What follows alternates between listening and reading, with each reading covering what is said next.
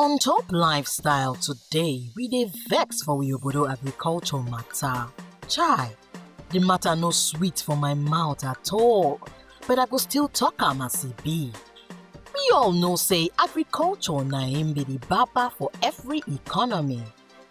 And as e dey boost social economic develop for every Obodo, sake of say e dey provide food, clothes, plus include of foreign exchange and plus many other things.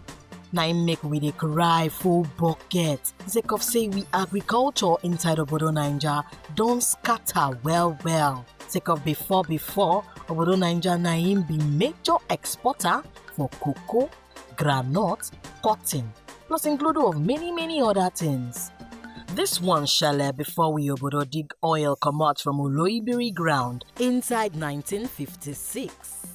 As oil money dey boku, agriculture matter compass be careful. As I dey talk to you now, agriculture for Obodo Naija don lost her glory.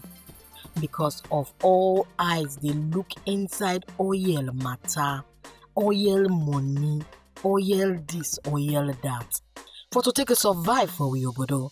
And it go surprisation you say Obodo Naija no reach United Nations standard for Agric matter, and na only 10% for we Obodo budget dey enter agriculture.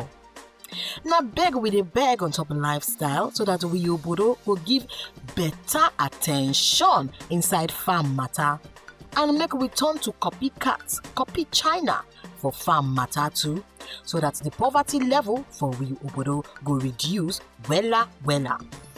If big men for we Obodo fit get farm, why poor people no go start farm too? So that rice, beans, plantain, livestock, fishery, textile go boku for we Naija. One talk big reach for wise man o. Follow us on top our tweet hand as e dey waka for the screen.